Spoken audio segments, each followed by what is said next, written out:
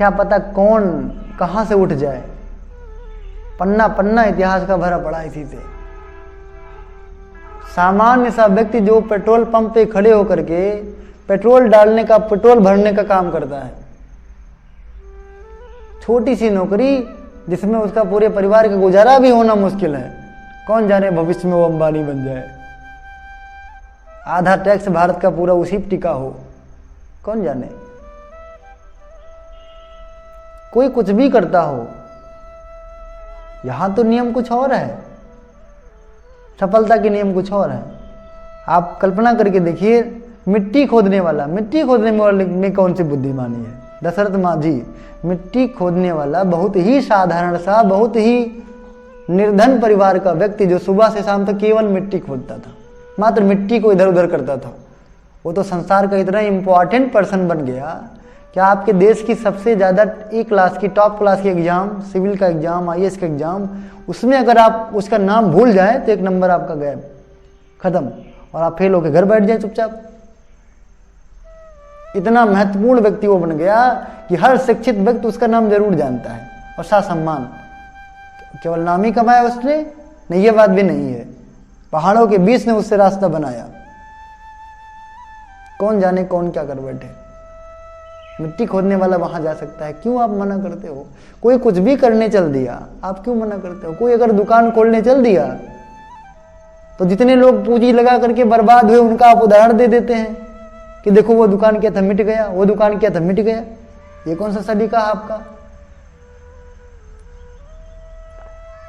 जिंदगी भर आप लोगों को हतोत्साहित करने के लिए, मनोबल डाउन करने के लिए आप पैदा हुए हैं। कहीं कोई कुछ भी बन सकता हो। यदि आपको लगता हो कि मैं इसको कुछ आइडिया दे सकता हूं, इसके कर्मों में कुछ सुधार कर सकता हूं, वो भी हमको एक्सेप्ट करता हो,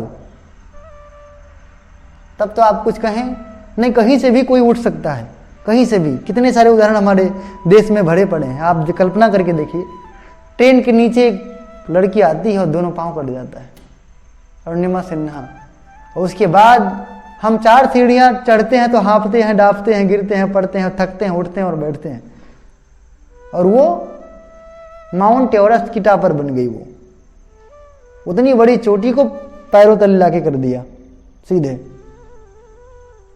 क्या पता पैर कटने वाला उतनी ऊंचाई तय कर ले, क्या पता लोग कहां से कहां पहुंच जाएं।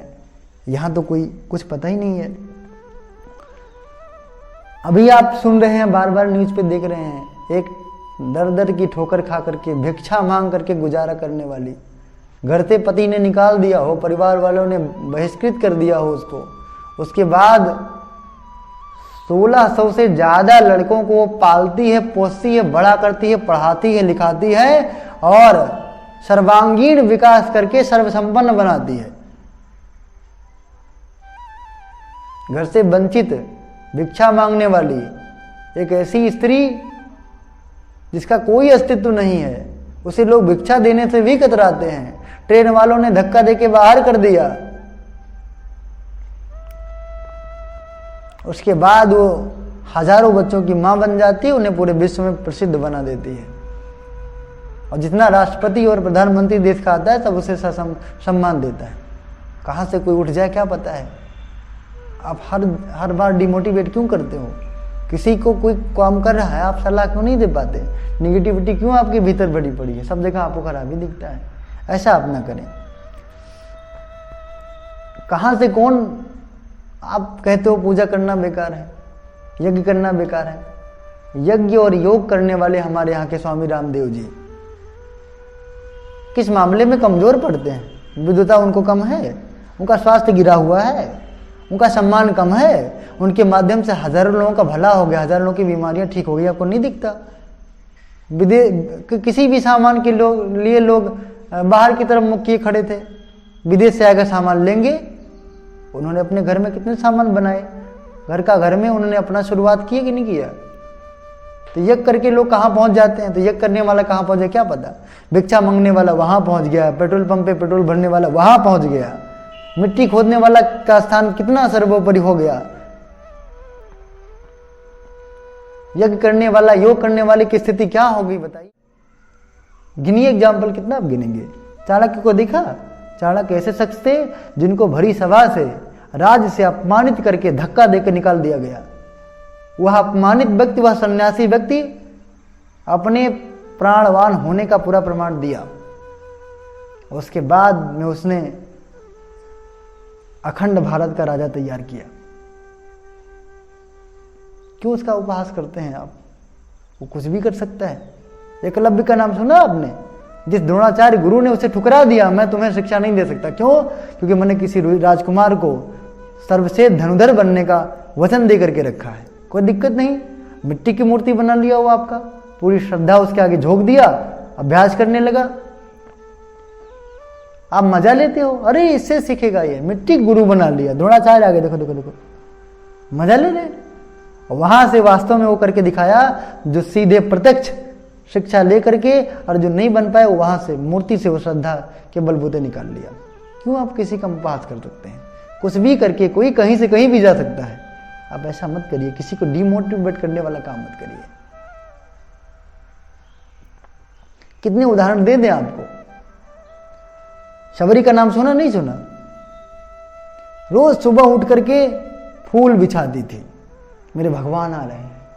आधा किलोमीटर का रेंज फूलों से सजाती थी, 2-3 घंटा तोड़े फिर वो सजाए, किसी रास्ते से मेरे भगवान आएंगे। ऋषि लोग जाते हैं, बताइए अन्य लोग तो कितना उसकी बुराई किए होंगे। अरे ये फूल बिछा रही, करिए भगवान आएंगे। और भगवान सच में गए उसी के यहाँ, और गए ही नहीं, इतने प्यार से कहीं किसी से मिलबे नहीं किए। हमने नहीं देखा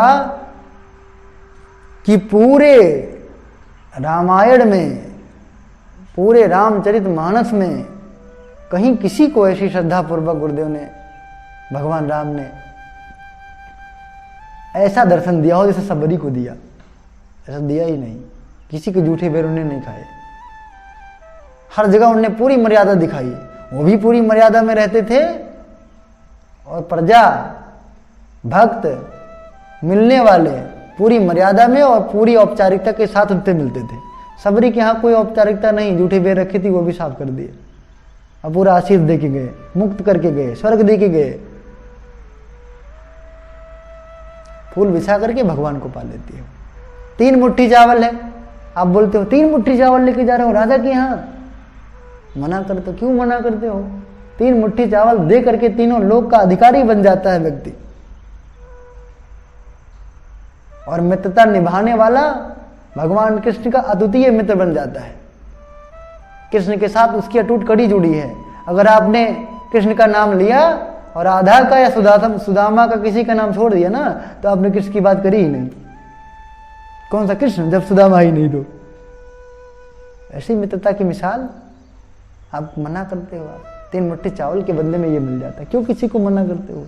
कहीं से कोई कहीं से भी उठ के चला जाता है। आपको साफ साफ दिखना चाहिए। नंगे पांव चलने वाला, 14 साल तक बंद झेलने वाला, पत्नी के वियोग में दर दर तक भटकने वाला, सामान्य सा वन में रहने वाला राजकुमार, तीनों लोकों के अधिपति रावण पर विजय एक झटके में प्राप्त कर लेता है। आपको तो उसका नंगा पांव दिखता है, बुराइयां दिखती है, उसके पीछे यथाशक्ति नहीं दिखाई पड़ती। आप बुराई करते हो। नंगे पांव चल के उस रथी महारथी को हराने का सौभाग्य प्राप्त करता है, और करता ही नहीं, राम को लोग भगवान के रूप में पूजते हैं। इसीलिए क्योंकि उन्होंने असुरों का, असुरता का संहार किया और लोग सुकून पूर्वक रहे। राम राज्य के रूप में सतयुग की लोगों ने स्थापना करी। क्यों मना करते हो? 5 पांडव दर दर की ठोकर खाते थे, कितने दिन तक बन बन भटके, कितना परेशान हुए, बहुत दिक्कतें, बहुत जिल्लतें झेली, लेकिन महाभारत का जो विजय माला था उनके गले उतरा। अजर अमर कीर्ति छोड़ गए, ऐसा विजय प्राप्त किया। टुकड़े टुकड़े भारत को अखंड भारत में, महाभारत में बनाकर जाने का श्रेय किसी के ऊपर रहा तो पांडव ही रहे।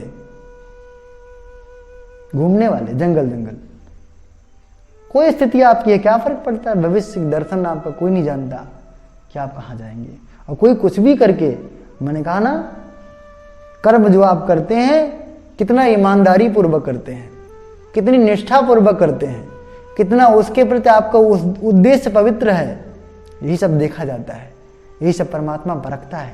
उसके बाद आपको कहाँ से कहाँ पहुँचा दे क्या पता। सामान्य सा बैरिस्टर, सामान्य सा वकील तो केवल वकील बन के रह जाता, 2 4 6 10 20 मुकदमे सही या गलत का फैसला कर पाता, वो अहिंसा का प्रतिमूर्ति बन जाता है, अहिंसा का प्रतीक बन जाता है। उसके नाम लिए बगैर अहिंसा की पूजा की नहीं जा सकती।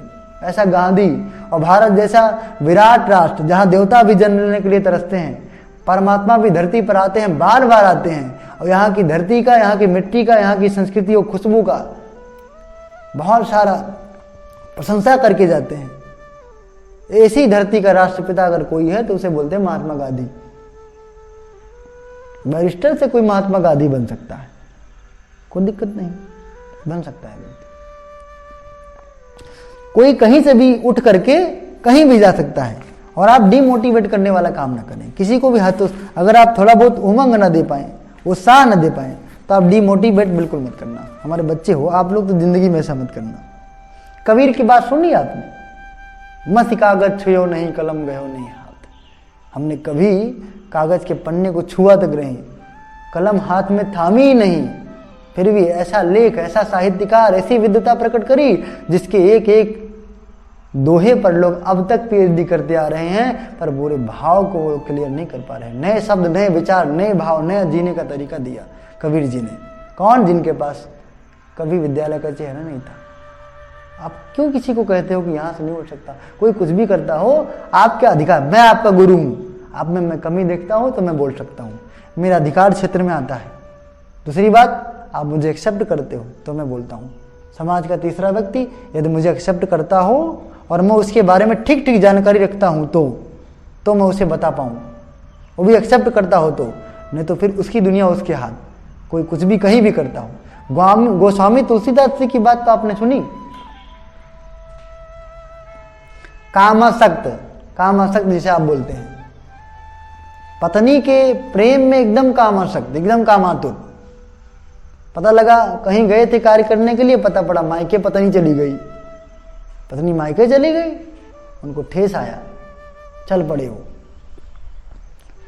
नदी पार करके। नदी में एक लकड़ी मिली और लकड़ी पर के सहारे वो नदी पार करके गए, और पीछे खिड़की से गए। इतने उतावले कि सामने का दरवाजा भी नहीं खोला, पीछे खिड़की से गए। खिड़की पे एक रस्सी लटक रही थी, वही पकड़ के अंदर कूद पड़े। पत्नी ने देखा, ठक रह गई। उसने एक सेंटेंस कहे, क्या कहा?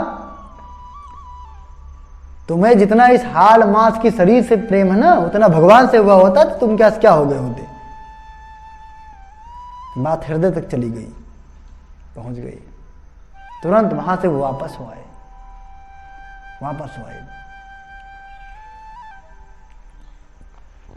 लौट करके आए तो हमारे यहाँ इंग्लिश में कहावत चलती है, लव इज ब्लाइंड, प्रेम अंधा होता है।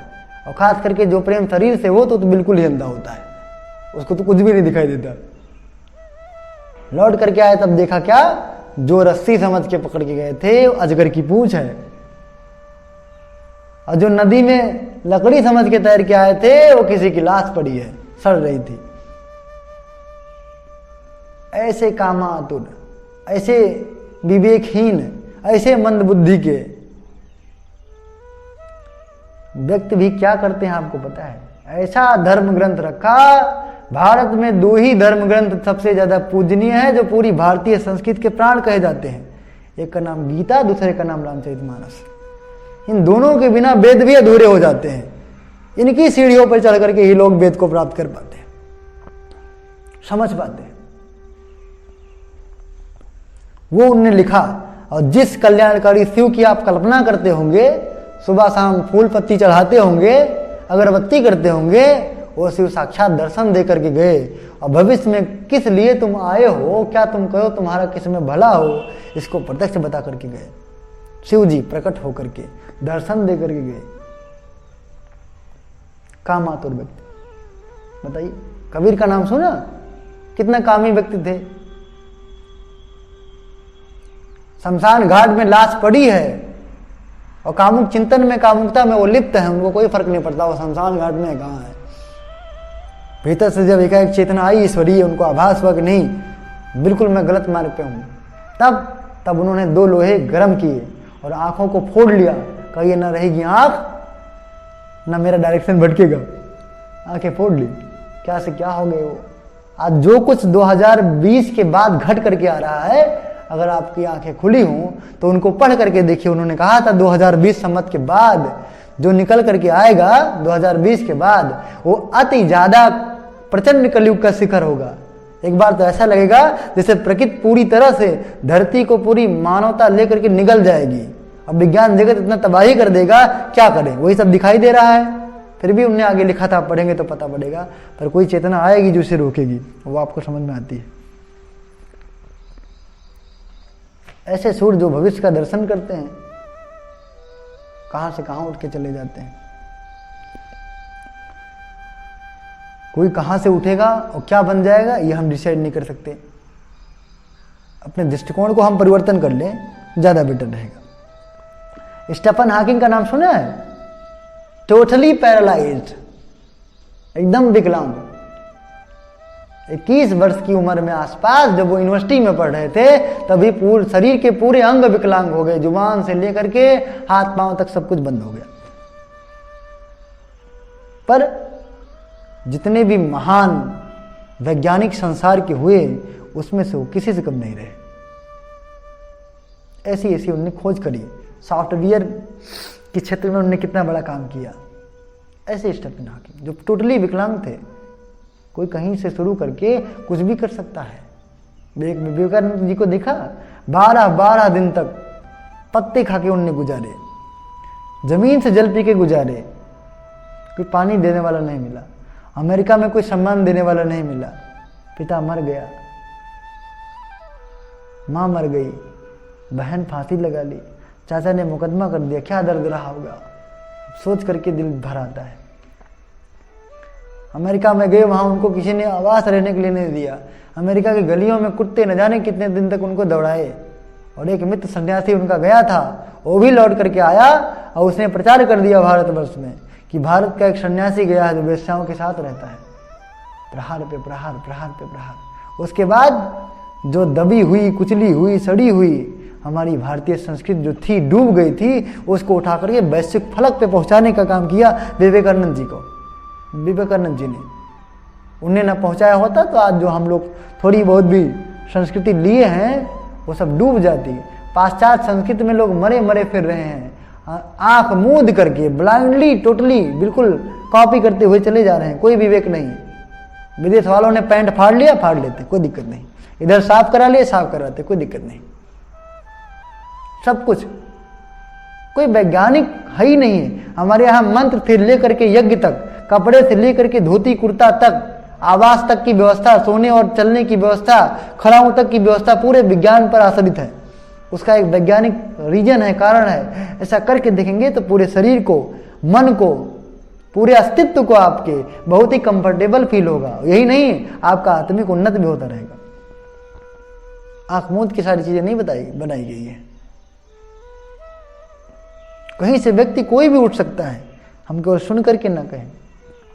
शुकारात को देखा है, नाक चपटी थी, क्यों? गला छोटा था, आंखें उभरी हुई थी, बड़े कुरूप लगते थे वो। पढ़ा होगा आपने, बहुत कुरूप लगते थे।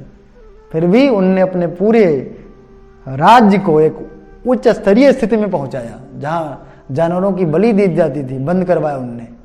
न जाने कितने अंधविश्वास व्याप्त थे, मानवता बिल्कुल डूब गई थी।